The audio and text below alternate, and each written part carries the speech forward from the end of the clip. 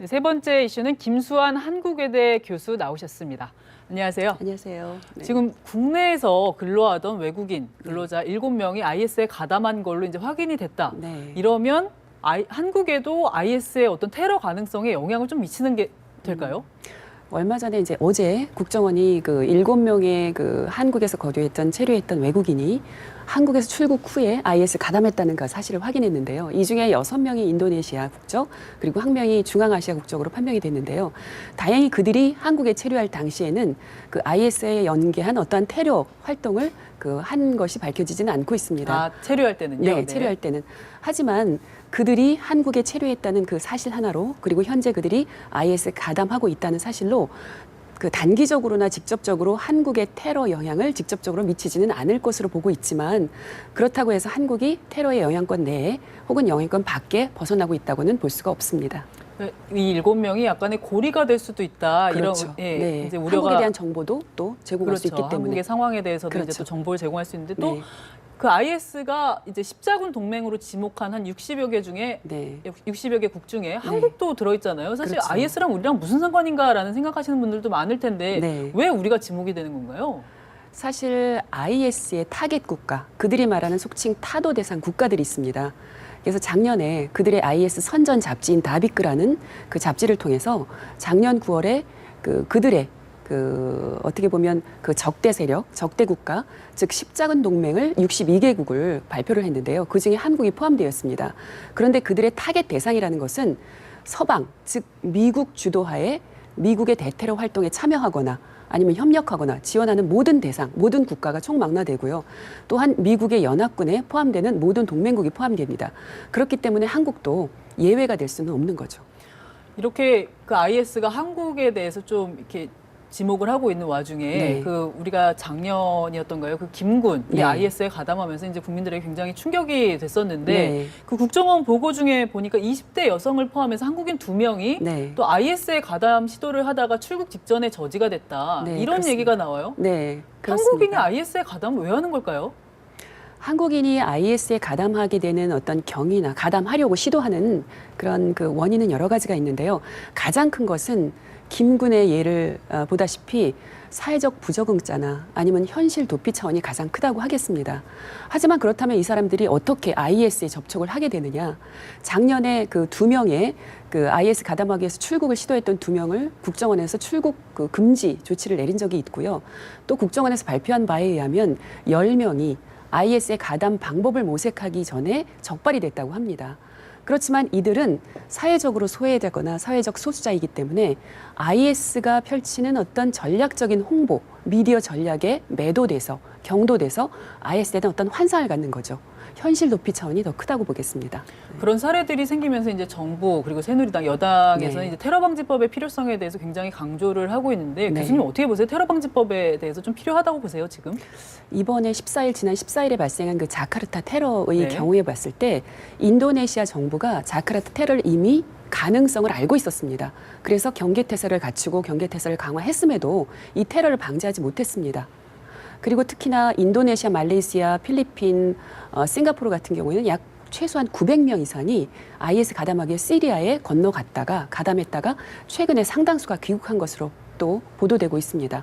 그래서 이 자카르타 테러의 경우에는 민간인 그리고 일반인 관광객을 대상으로 한 소프트 타겟 또 타겟으로 대상으로 하기 때문에 굉장히 우려가 커지고 있습니다. 그렇기 때문에 이 테러의 양상이 어떤 조직이나 국가, 중요한 시설보다는 민간인 대상으로 변화하는 양상을 띠기 때문에 우리 대한민국도 이러한 테러에 대해서 절대 안전하다고 볼 수가 없습니다.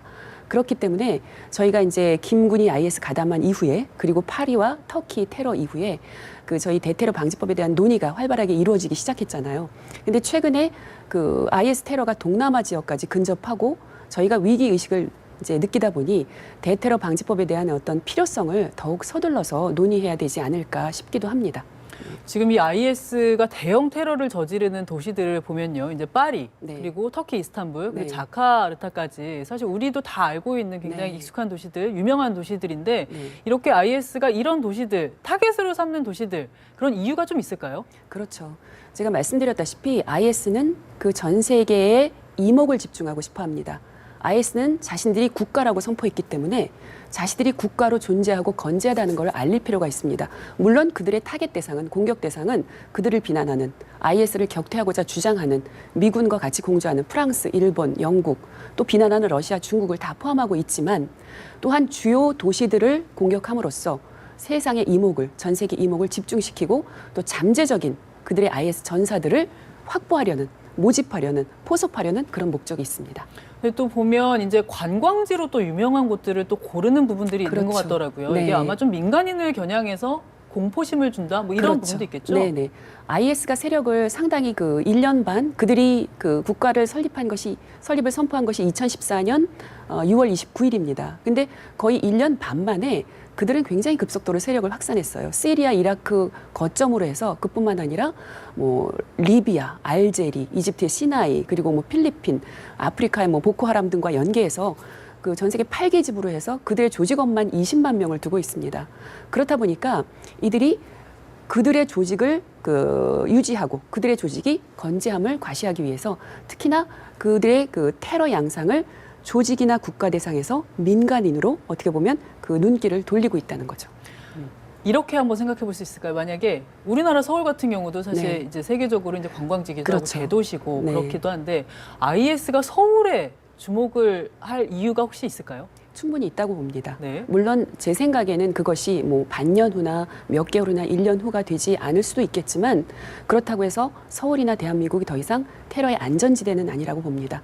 왜냐하면 제가 말씀드렸다시피 IS의 타도 대상 국가는 미국과 협력하는, 미국의 대테러 활동에 지원하는, 참여하는 모든 국가를 대상으로 하고 있기 때문에 특히나 그래서 일본도 그렇고 러시아나 중국도 마찬가지로 타겟 대상이 된 것처럼 우리 한국도, 서울도 결코 예외는 아니며 더 이상 한국도 그 테러의 안전지대는 아니라고 봅니다. 그러니까 미국하고 협력하게 되면 이런 테러를 당할 수 있다, 이런 경고를 줄 그렇죠. 수가 있다는 말씀이네요. 그렇죠. 네.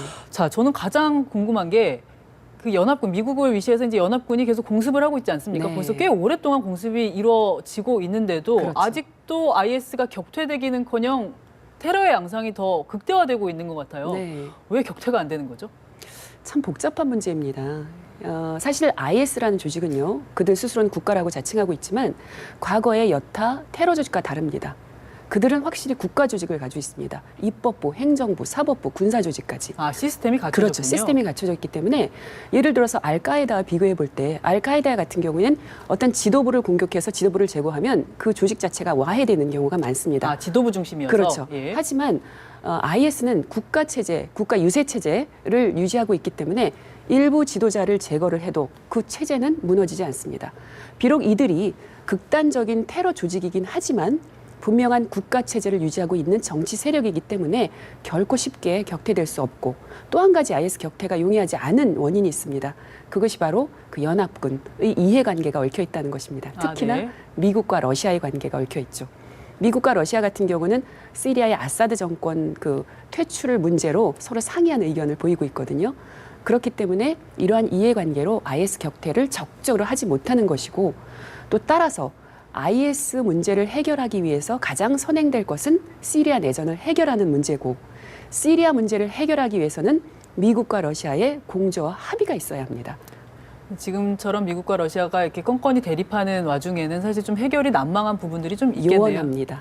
네. 알겠습니다. 이 IS 사실은 너네가 무슨 국가냐 뭐 이런 식으로 네. 우습게 보는 분들도 많으셨을 텐데 네. 사실 이 조직을 갖춰가고 있다는 부분은 조금 우리가 좀 신중하게 좀 지켜봐야겠네요. 네, 그렇습니다. 알겠습니다. 오늘 네. 말씀은 좀 여기까지 듣겠습니다. 네. 말씀 고맙습니다. 감사합니다.